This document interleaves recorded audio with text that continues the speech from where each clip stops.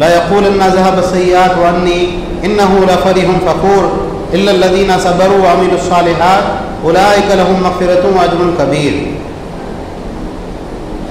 کہ اگر ہم انسان کو اپنی کسی رحمت کا مزہ چکھائیں، اللہ کی رحمت ہو، کسی بھی طرح کی رحمت، بیوی ہے، مال ہے، اولاد ہے، صحت ہے، عافیت ہے، کوئی رحمت ہم نے انسان کو عطا کی، ثم نزعناها منہ، اس کے بعد میں ہم کیا کریں؟ اس نعمت کو اس سے چھین لیں، اس نعمت کو اس سے واپس لے لیں۔ تو اللہ تعالیٰ نے کہا انہ لیئوس کفور، انسان کا معاملہ کیا ہوتا ہے؟ یہ بہت ہی مایوس ہو جاتا ہے اور بہت ہی ناشکرا ہو جاتا ہے۔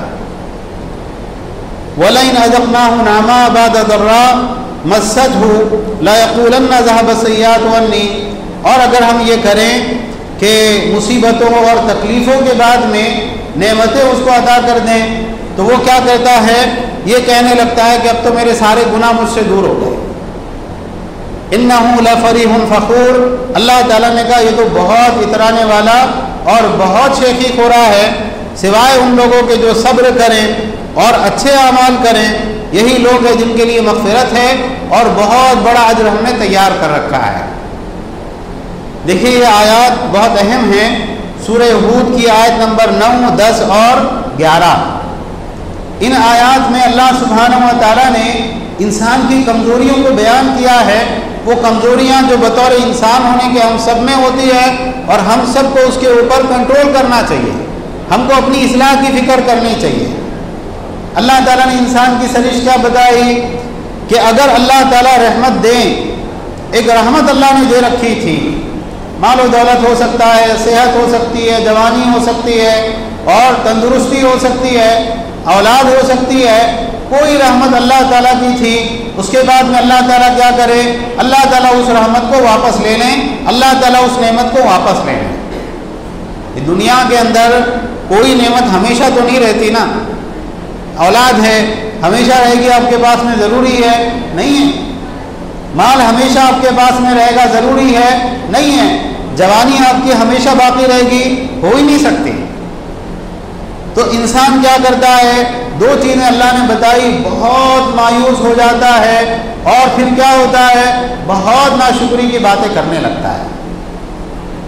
بھی اللہ تعالیٰ نے دی تھی، اللہ تعالیٰ نے لے لی، تو پھر اس کے اندر مایوس ہونے والی کیا بات ہے؟ اور اگر جو ہے اللہ تعالیٰ نے 10 سال تک آپ کو ایک چیز دے رکھی تھی، ایک انسان ہے جس کو اللہ نے خوب مالداری سے نوازا، 10، 20، 30 سال تک وہ خوب عیش کرتا رہا، اس کے بعد میں اللہ نے اگر مال واپس لے لیا، حالات بگڑ گئے، تو اس کا مطلب کیا ہے کہ انسان وہ اللہ کے پرانے احسانات کو بھلا کر ناشکری کی باتیں کرنے لگے۔ اللہ کے نبی صلی اللہ علیہ وسلم کو اگر آپ دیکھیں، آپ کا اسوہ، آپ کا طرز عمل، کیونکہ آپ کے اخلاق کیا تھے؟ آپ کے اخلاق قرآن تھے۔ تو آپ صلی اللہ علیہ وسلم جب ہجرت کی آپ نے، کیسے سنگین حالات ہیں کہ لوگ آپ کے خون کے پیاسے ہیں، اور جس وقت میں آپ گھر سے نکلے تلوار لے کر لوگ گھر کے باہر کھڑے تھے کہ اب ہمیں موقع ملے اور ہم محمد رسول اللہ صلی اللہ علیہ وسلم کو قتل کر دیں۔ اب وہاں سے نکلے، ابو بکر رضی اللہ عنہ کے پاس آئے، وہاں سے نکلے غار ثور کے اندر آپ داخل ہوئے۔ اب جب غار ثور کے اندر آپ تھے تو ایسے وقت میں ایک مرتبہ کیا ہوا، 2-3 دن آپ نے وہاں پہ قیام کیا۔ ایک وقت آیا کہ مشرکین مکہ قدموں کے نشانات دیکھتے ہوئے اور آپ کو ڈھونڈتے ہوئے غار ثور کے منہ پر آپ پہنچے۔ ابو بکر رضی اللہ عنہ دیکھ رہے ہیں، سب کے پیر نظر آ رہے ہیں اوپر سے، اور ابو بکر رضی اللہ تعالیٰ عنہ اللہ کے نبی صلی اللہ علیہ وسلم سے کہہ رہے ہیں، اللہ کے نبی آپ کے کان میں سرگوشی کر رہے ہیں، اگر یہ لوگ جھک کر ہم کو دیکھیں گے نا تو ہم تو پکڑے جائیں گے۔ اس وقت میں محمد رسول اللہ صلی اللہ علیہ وسلم کا جواب کیا تھا؟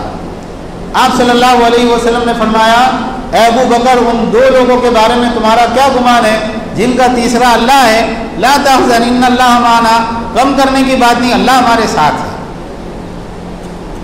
یہ ایک چیز ہے کہ بھئی حالات کیسے ہی سنگین کیوں نہ ہو، گھبرا جانا، مایوس ہو جانا، اب تو کچھ نہیں بچا، سب ختم ہو گیا، ایسا نہیں ہے۔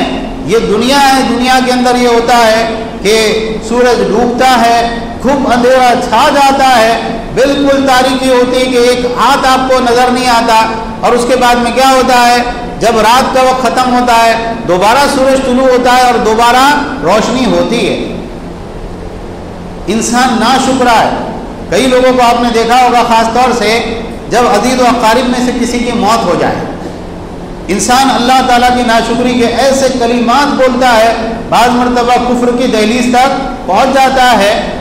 اللہ کے نبی صلی اللہ علیہ وسلم کے چہیتے بیٹے تھے ابراہیم۔ آپ صلی اللہ علیہ وسلم کے بیٹے ابراہیم دودھ پینے کے زمانے میں انتقال کر گئے۔ آپ صلی اللہ علیہ وسلم نے ان کو قبر میں اتارا اور آنکھوں سے آنسو جا رہے ہیں۔ اس وقت میں اللہ کے نبی صلی اللہ علیہ وسلم کے الفاظ کیا تھے کہ آنکھیں آنسو بہا رہی ہیں اور دل غمگین ہے، اور ہم تمہاری جدائی میں غمگین ہیں، لیکن ہم زبان سے وہی کہیں گے جس سے ہمارا رب راضی ہو، اے ابراہیم ہم تمہاری جدائی میں غمگین ہیں۔ آپ غور کریں کہ مایوسی اور ناشکراپن، یہ دونوں چیزوں سے انسان کو پیچھا چھڑانا چاہیے۔ اور اللہ سبحانہ و تعالیٰ نے ایک صفت کیا ذکر کی کہ اگر نعمتیں مل جائیں مصیبتوں کے بعد میں، بیمار تھا صحت مل گئی، غریب تھا اللہ نے خوب مال سے نواز دیا، ذلیل تھا اللہ نے عزت عطا فرما دی، تو انسان بعض مرتبہ کیا سمجھتا ہے، سارے گناہ تو میرے معاف ہو گئے اور میں بہت اونچا بن گیا۔ بعض مرتبہ انسان خود اپنے گناہوں کو بھول جاتا ہے۔ حالانکہ آپ اپنے گناہوں کو بھول جائیں، اللہ تعالیٰ آپ کے گناہوں کو نہیں بھولا، وہ نامہ اعمال کے اندر لکھے ہوئے ہیں اور اس کا حساب دینا ہے۔ دنیاوی اعتبار سے نعمتوں کا مل جانا یہ اس بات کی دلیل نہیں ہے کہ اللہ تعالیٰ کے یہاں بھی آپ پسندیدہ اور محبوب شخصیت بن گئے۔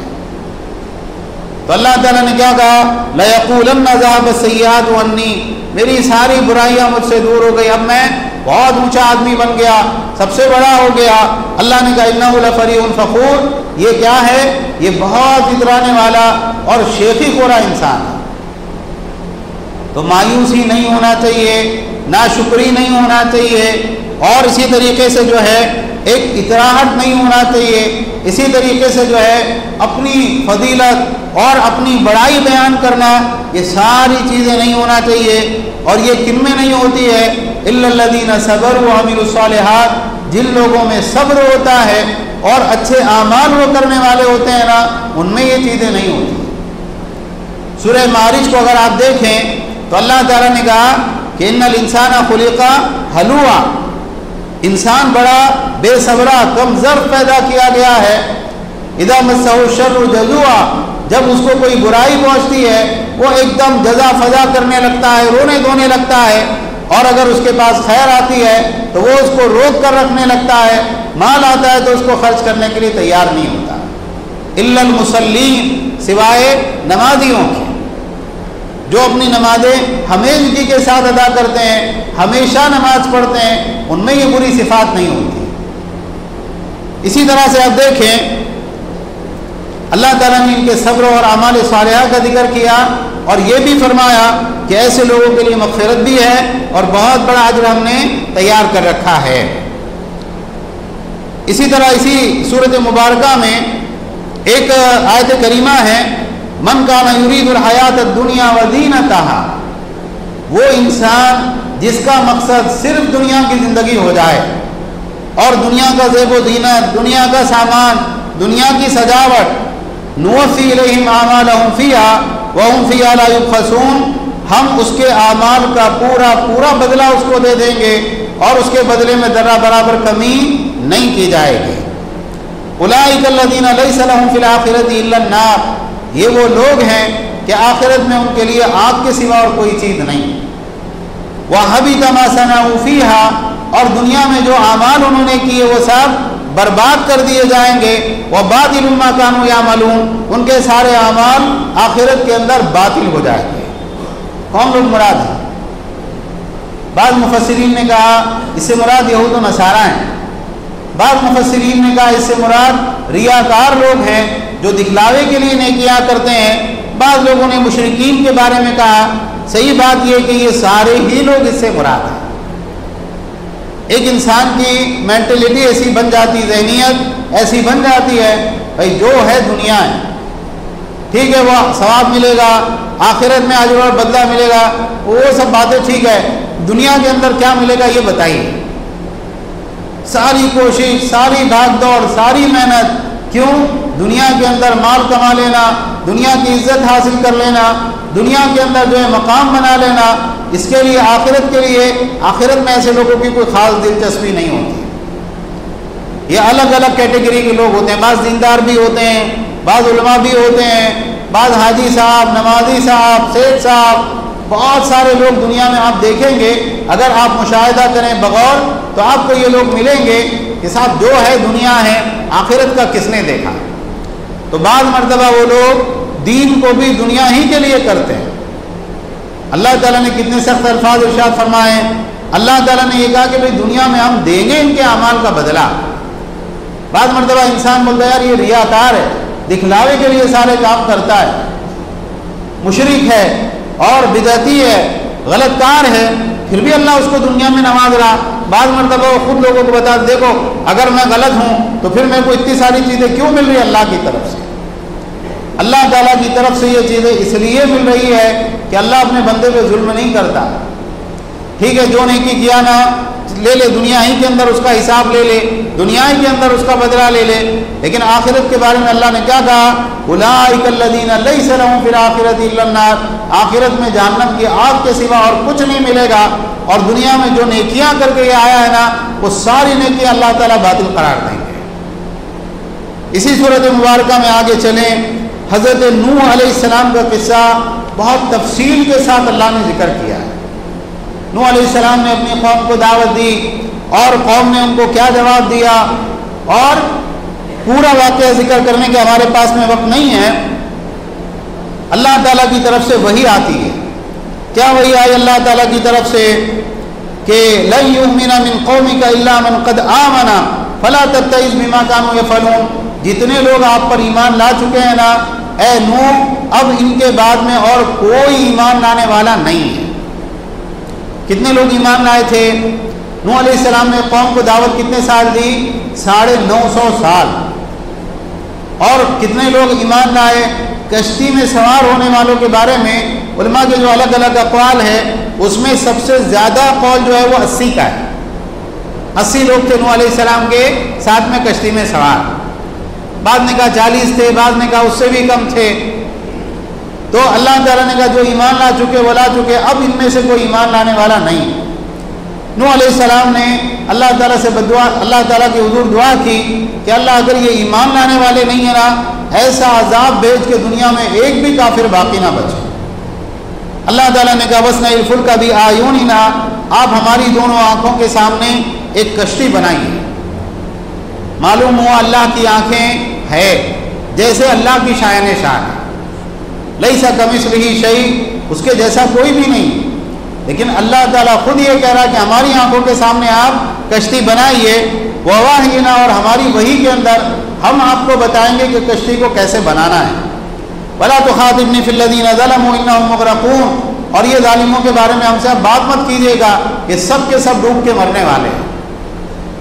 اب بتائیے ایک ایسے شہر میں جہاں دور دور تک دریا کا، سمندر کا نام و نشان نہ ہو، ایک آدمی اٹھ کے جہاز بنانا شروع کرے، لوگ ہنسیں گے کہ نہیں ہنسیں گے اس کے اوپر؟ ارے عجیب، اب تک آپ دعوت دے رہے تھے ہم کو، اب آپ کیا کریں، بڑا ہی بن گئے آپ، اب آپ کارپینٹر بن گئے اور آپ کشتی بنا رہے ہیں۔ لوگ آتے جاتے تعجب کے ساتھ چھیڑتے، کہا ٹھیک ہے آج تم ہم کو چھیڑ رہے، کل ہم تمہارے اوپر ہنسیں گے۔ بہرحال نوح علیہ السلام نے کشتی بنائی اور اللہ تعالیٰ کی طرف سے یہ بات آئی کہ جب ہمارا حکم آ جائے اور تنور میں سے پانی ابلنے لگے۔ جو تندور ہوتا ہے اس میں الگ الگ تفسیر ہے، تندور جو ہوتا ہے اس کے اندر کیا ہوتا ہے؟ آگ ہوتی ہے، لیکن ایک دن ایسا آئے گا کہ آسمان سے پانی ہی پانی برسے گا اور زمین کے ہر سوراخ سے پانی نکلے گا، یہاں تک کہ جو تندور جس میں آگ ہوتی ہے اس کے اندر سے بھی پانی ابلے گا۔ جب آپ یہ نشانی دیکھیں نا تو آپ کو کیا کرنا ہے؟ ہر جو ہے اپنے ساتھیوں کو لے لینا ہے اور ہر جانور کا ایک جوڑا جو ہے کشتی میں سوار کر لینا ہے۔ اللہ تعالیٰ نے کہا سب کے سب ہلاک ہونے والے ہیں سوائے اس کے جس کے بارے میں ہماری بات پہلے ہو چکی ہے۔ کون ہے؟ ابلیس۔ اللہ نے اس کو قیامت تک کی مہلت دی وہ نہیں مرے گا، باقی یہ سب کے سب ڈوب کے ہلاک ہوں گے۔ اللہ تعالیٰ نے کہا وما آمن معه الا قلیل، نوح علیہ السلام پر کتنے لوگ ایمان لائے تھے؟ بہت تھوڑے لوگ تھے جو ان کے اوپر ایمان لائے تھے۔ بہرحال یہ واقعہ آپ پڑھ سکتے ہیں، سوار ہوئے بسم اللہ مجریہا و مرساہا ان ربی لغفور الرحیم، اور وہ کشتی پہاڑ جیسی موجوں میں وہ ایمان والوں کو لے کر چلتی رہی۔ تو جب وہ سفر شروع ہونے والا تھا اس وقت میں نوح علیہ السلام نے اپنے بیٹے کو دیکھا، اور بیٹے سے کیا کہا؟ بیٹا کافر تھا، 3 بیٹے مسلمان تھے، سام، حام اور یافس، اور ایک بیٹا کافر تھا۔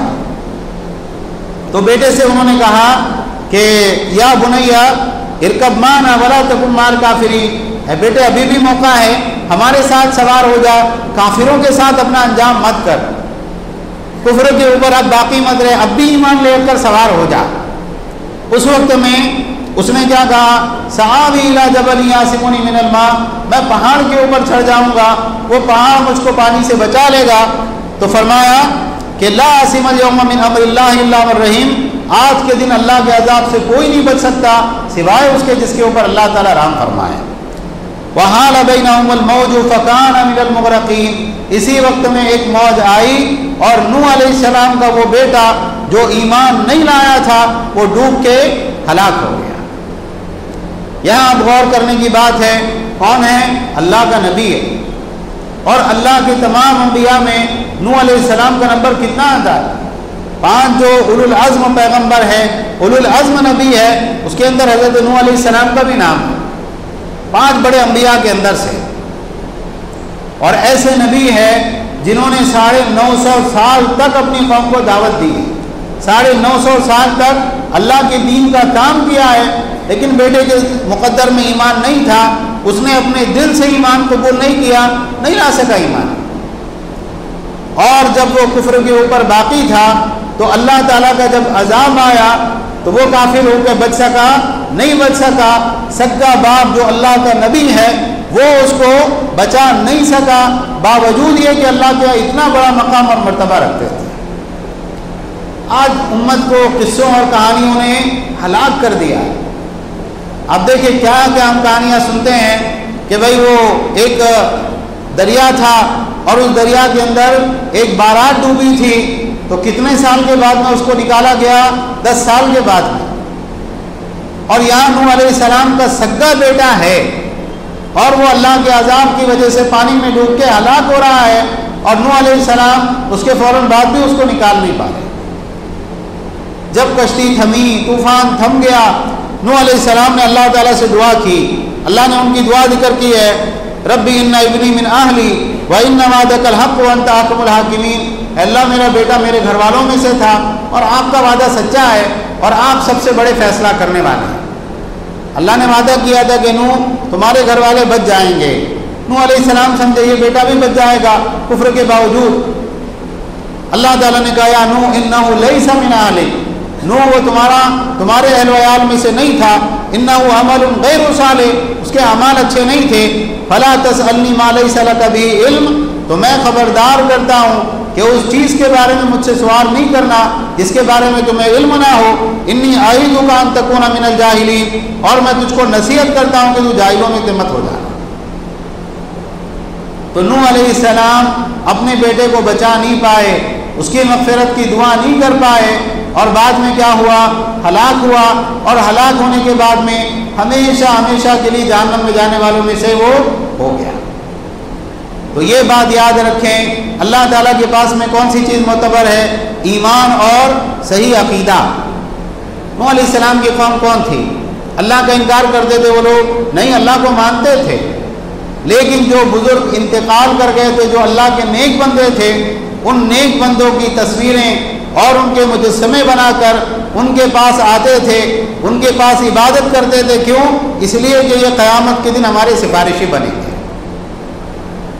تو یہ بات یاد رکھیں کہ شرک اتنی بڑی برائی ہے کہ اللہ کے نبی صلی اللہ علیہ وسلم کا سگا چچا ابو طالب، نوح علیہ السلام کا سگا بیٹا، ابراہیم علیہ السلام کا باپ، سارے بڑے بڑے لوگ لیکن نہیں بچا سک رہے اپنے قریبی رشتہ داروں کو۔ کیوں؟ اس لیے کہ اللہ تعالیٰ شرک کی معافی نہیں کرے گا، اس کے سوا اللہ تعالیٰ جس گناہ کو چاہے گا معاف کر دے گا۔